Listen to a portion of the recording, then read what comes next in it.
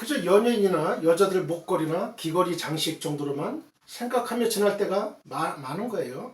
십자가를 지신 예수님을 잃어버렸기에 십자가로부터 멀어진 겁니다. 십자가에 달리신 예수님을 바라본다면 거기에는 무한한 은혜와 감동이 임하게 됩니다. 참된 그리스도인은 십자가의 사랑으로 살아야 합니다. 그러면 십자가의 사랑은 어떤 사랑일까요? 첫째, 온 우주상에서 가장 큰 사랑입니다. 성도님들이 생각할 때에 이 세상에서 가장 큰 사랑이 있다면 어떤 사랑일까요?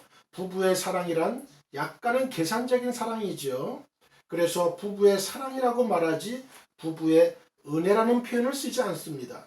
은혜란 단어는 무조건적이고 계산할 수 없는 큰 사랑을 의미하기 때문에 그렇습니다. 그러나 부모님의 사랑에 대해서는 은혜란 말을 사용합니다. 그래도 이 세상에서 큰 사랑이라고 하면 부모의 사랑을 치기 때문입니다. 그런데 부모님의 사랑도 한계가 있어요. 자식을 죽이는 부모도 있으니까요. 성경에 보면 성경 저자들이 하나님의 사랑을 아름다운 표현을 통해 전해줍니다. 그것은 우주에서 가장 큰 사랑입니다. 오늘 본문 18절에서 바울 사도는 지식에 넘치는 사랑이라고 표현하고 있습니다. 공동 번역에서는 이 부분을 인간의 모든 지식을 초월한 그리스도의 사랑이라고 번역했습니다. 즉 우리의 머리로는 도무지 헤아릴 수 없는 사랑이라는 거지요. 아무리 연구하고 학구적으로 따지고 논리를 펴도 그 사랑을 이해할 수 없을 만큼 차원 높은 사랑입니다. 사도 바울은 갈라디아서 2장 20절에서 이 사랑을 죽기까지 하는 사랑이라고 말합니다. 나를 사랑하사 나를 위하여 자기 자신을 버리신 그 사랑이기 때문에 이 사랑을 끊을 자가 없다고 선언합니다. 예레미야 31장 3절에 또한 예레미야 선지자는 하나님께서 우리를 사랑하시는 사랑을 영원한 사랑이라고 표현합니다. 영원한 사랑, 즉 한이 없고 끝이 없는 사랑으로 우리를 사랑하신다는 말입니다. 요한 사도는 하나님의 사랑을 끝까지 하는 사랑으로 표현하고 있습니다. 요한복음 13장 1절.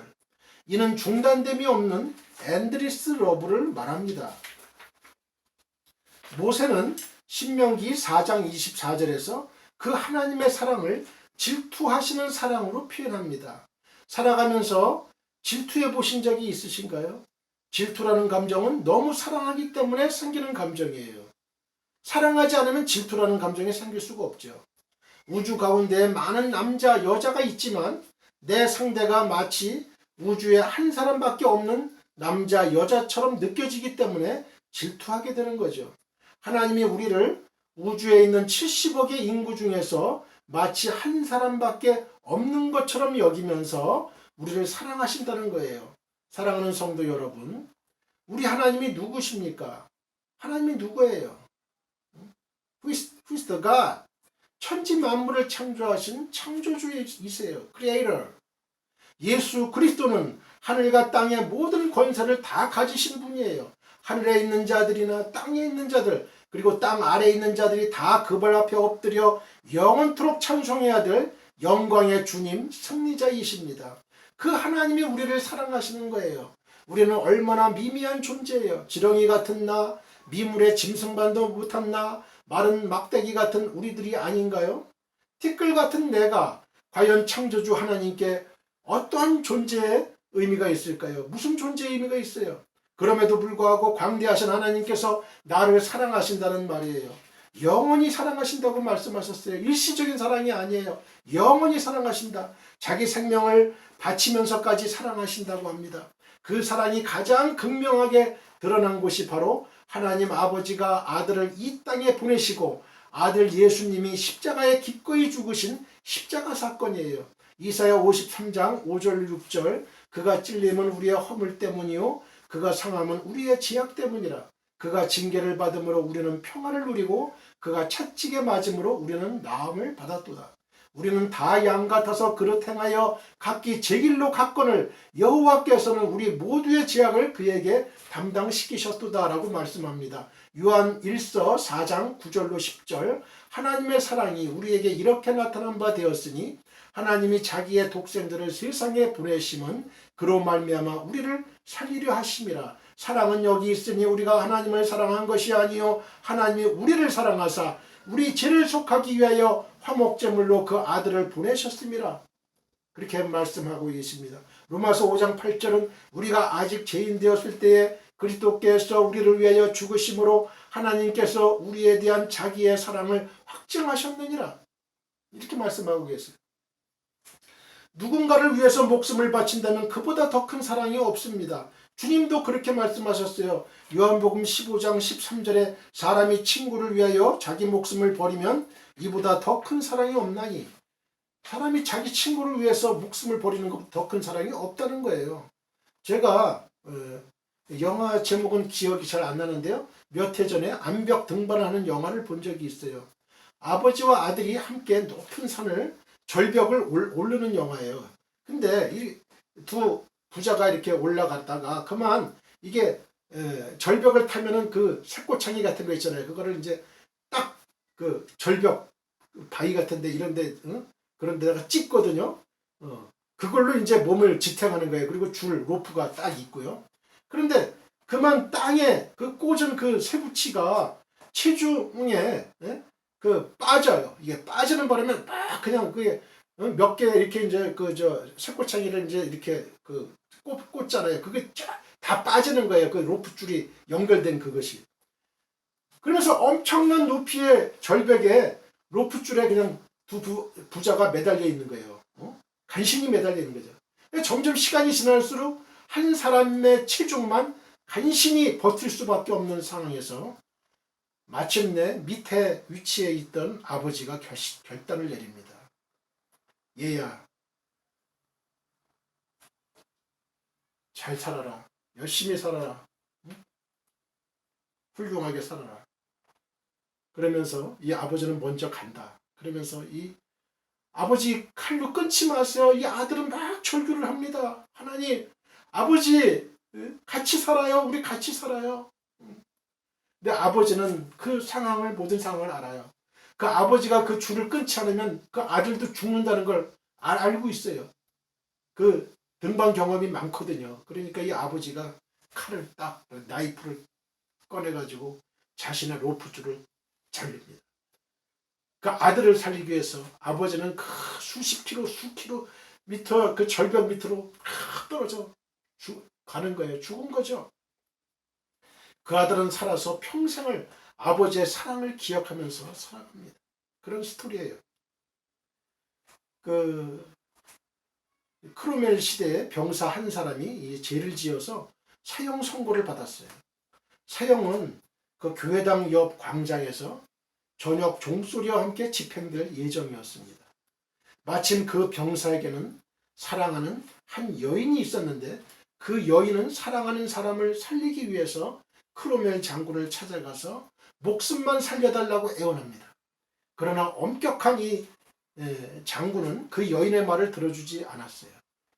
여인은 곧바로 교회로 달려가가지고 그 종치는 그 종치기에게 오늘 밤은 종을 치지 말아달라고 부탁을 했어요. 그런데 그 종치기는 기가 먹었어요. 기머거리였어요. 종치기는 자신의 의무대로 종을 치기 시작했습니다. 땡그랭 땡그랭 땡그랭 땡그랭 땡그랭. 그런데 사형장에는 종소리가 들리지가 않는 거예요. 종소리가. 장군이 이상하게 여겨가지고 이 종탑에 가봤어요. 그랬더니 종 앞에 피투성이가 된 한 여인이 쓰러져 있었던 거예요. 여인이 피투성이가 돼가지고 그 여인은 그 종소리를 막기 위해서 온몸으로 그 종에 맞선 것이었어요. 그 몸으로 그냥 그 종을 막은 거죠. 피를 흘리면서 피를 토하면서 그 여인의 희생의 사랑에 크로멜 장군은 감동을 받았고 사형수를 풀어줬어요. 사랑하는 여인 때문에 이 병사는 새 생명을 얻게 되었습니다. 이 사랑하는 여인이 자기 대신 죽었기 때문에 이 병사는 새로운 생명을 얻게 된 거예요. 예수님의 사랑이 바로 이런 겁니다. 예수님의 사랑이. 이것보다 더한 거죠. 우리는 지금 하나님의 십자가 사랑을 쉽게 망각하고 그만 사랑과 감동과 감격을 잃어버린 채 메마른 신앙생활을 하고 있지는 않습니까? 하나님의 사랑에 우리 마음이 열리기만 하면 아무리 내 마음에 무거운 근심이 쌓여 있어도 그것은 솜털처럼 가볍게 느껴집니다. 그리고 하나님께서 나를 사랑하신다는 엄청난 사실 앞에 어떤 심적 고통에서도 자유할 수 있어요. 그 사랑 한 가지만 생각해도 감사와 감격으로 살아야 마땅할 우리들입니다. 이 사랑을 정말 우리가 깨달은 사람이라면 하박국 선지자처럼 고백하게 됩니다. 하박국 3장 17절로 18절 비록 무화과 나무가 무성하지 못하며 포도나무에 열매가 없으며 감람나무에 소출이 없으며 밭에 먹을 것이 없으며 우리의 양이 없으며 외양간에 소가 없을지라도 나는 여호와로 말미암아 즐거워하며 나의 구원의 하나님으로 말미암아 기뻐하리로다. 저와 여러분이 이런 우주적인 사랑을 받은 자입니다. 프레데릭 M. 레만 목사님이 라는 사람이 평생을 시골 목회에만 전념했기 때문에 경제적으로 어려움을 겪었습니다. 생활비를 해결하기 위해 치즈 공장에 일하러 다녔는데 어느 날 아내가 만들어준 그 도시락 속에 아내의 편지를 열어보니 바다가 먹물이고 하늘이 두루마리인들 어찌 하나님의 사랑을 다 적으랴라는 한 랍비의 글을 적어 놓았더랍니다. 이것을 읽는 순간 프레드릭 목사는 깊은 감동을 받았고 곧 펜을 들어 시를 써내려 갔습니다. 그것이 바로 찬송가 304장의 가사입니다. 찬송가 304장 한번 볼까요?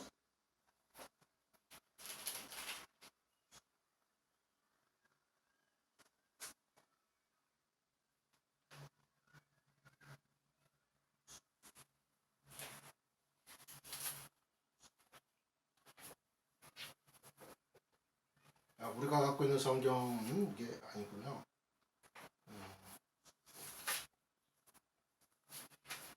하늘을 두루마리 삼고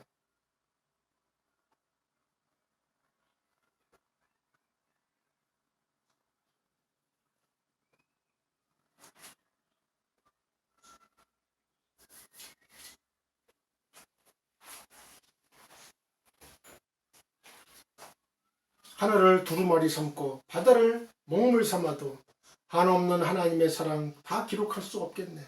이런 가사, 이 가사를 이 프레드릭 목사님이 깊은 감동 속에 그 시를 써 내려간 거예요. 두 번째, 피 흘리신 십자가 죽음만이 유일한 구원의 길입니다. 전능하신 하나님께서 그냥 우리를 구원하시면 되지 굳이 독생자 예수님을 이 땅에 보내시고 십자가에서 죽게 하시는 건 무엇 때문입니까? 이런 의문을 풀지 못하면 우리는 십자가 사랑에 감동할 수 없게 됩니다. 왜 하나님께서 꼭 그렇게 하셔야만 했을까요? 그것은 하나님이 정하신 법이기 때문입니다. 하나님은 공의의 하나님이십니다. 하나님의 율법에 정하시기를 히브리서 9장 22절 율법을 따라 거의 모든 물건이 피로써 정결하게 되나니 피 흘림이 없은즉 사함이 없느니라고 말씀하셨습니다. 피를 흘린다고 하는 것은 결국 죽는다는 뜻이죠. 왜냐하면 피는 생명을 상징하기 때문에 그렇습니다. 우리의 육체의 생명은 피에 있습니다. 사람의 생명이 피에 있다는 사실을 의학은 현대의학은 100년 전에 발견했어요. 그러나 일찍이 성경 레위기 17장 11절에 육체의 생명은 피에 있습니다. 내가 이 피를 너희에게 주어 제단에 뿌려 너희의 생명을 위하여 속죄하게 하였나니 생명이 피에 있으므로 피가 죄를 속하느니라고 하여 생명이 피에 있음을 분명히 하고 있습니다. 실제로 사람이 과다하게 피를 흘리게 되면 결국 생명을 잃게 됩니다. 죽어요. 그래서 출혈이 많게 되면 반드시 그만큼 피를 공급해 줘야 됩니다. 피가 막지 않고 탁하면 건강에 안 좋은 신호예요. 피를 정화해 주는 신장에 문제가 생겨서 깨끗한 피를 공급해 주지 못하면 심각한 건강 장애가 따릅니다. 그래서 투석도 하는 거예요. 피는 생명과 직결되어 있어요. 그러니 피 흘림이 없은즉 사함이 없다는 말은 죽음으로서만 제사함이 가능하다는 말입니다.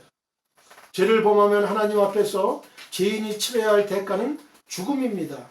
로마서 6장 23절 죄의 삭은 사망이요 라고 말씀하고 계세요. 범죄한 모든 자에게 하나님으로부터 사형이 선고됩니다. 그런데 문제의 심각성은 이 세상에 죄인이 아닌 사람이 단 한 사람도 없다는 것입니다. 로마서 3장 23절 한번 볼까요? 모든 사람이 죄를 범하였음에 하나님의 영광에 이르지 못하더니라고 말씀하고 있어요. 모든 사람이 죄를 범했다는 거예요. 아담의 후손인 모든 인류가 나면서부터 죄인으로 태어나서 죄를 짓다가 죄의 삭신 사망을 받으니 모두가 죽는 거예요. 영적으로 죽어서 하나님과 교제할 수 없고, 육적으로 죽어서 짧은 인생 살다가 가고, 영원한 죽음을 죽어 지옥불에 떨어져 영원히 고통당하며 사는 사망의 운명에 처하게 된 겁니다. 그러나 공의 하나님은 동시에 사랑의 하나님이세요. 사람들이 죄로 인해서 죽는 것을 결코 원하지 않으십니다. 그래서 그 크신 사랑으로 구원의 대안을 제시해 주셨는데, 바로 희생제물을 세워서 죄를 범한 사람 대신 그 제물이 죽게 하는 거예요. 어린 양을 대신 피 흘려 죽여 제사 지내는 거죠. 죄 지은 내가 죽어야 하는데 나 대신 어린 양이 피 흘려 죽음으로써 나는 살게 되는 거예요. 양이나 염소나 소나 비둘기 등의 제물을 피 흘려 죽여가지고 하나님께 제사 지낼 때 제사함이 주어지는 거예요. 일시적인 죄죠. 일시적인 제사함이죠. 영원한 제사함이 아니에요. 그러나 짐승의 피는 일시적인 방편이고 인류의 죄를 완전히 없앨 수는 없는 겁니다. 그렇기 때문에 신약시대에 와서 하나님께서 영원한 단번의 제사, 단일회적인 제사로 인류의 죄 문제를 해결해 주시려고 하십니다. 하나님의 아들 예수님께서 그 속죄제물이 되신 겁니다. 히브리서 9장 12절 염소와 송아지의 피로 하지 아니하고 오직 자기의 피로 영원한 속죄를 이루사 단번에 성소에 들어가셨느니라 하고 말씀하고 계세요. 유월절 어린 양은 이 그림자라면 그 그림자의 실체가 바로 예수님이세요. 예수님. 예수님의 피가 있으면 다 살아요. 유월절 어린 양의 피가 문설주에 문인방에 발라져 있으면 살았던 것처럼 예수님은 전혀 흠과 티가 없으신 하나님의 아들이십니다. 어린 양처럼 희생 제물로 오신 예수님은 모든 사람들의 죄를 대신 다 지시고 십자가에 달려 보배로운 피를 흘려주셨습니다. 그렇다면 왜 꼭 예수님이어야 합니까? 다른 사람이 죽으면 안 됩니까? 안 됩니다. 왜냐하면 대신 죽는 대속제물은 흠없는 동물이었듯이 죄가 하나도 없는 사람이어야만 하기 때문에 그렇습니다. 그런데 죄 없는 인간이 있습니까?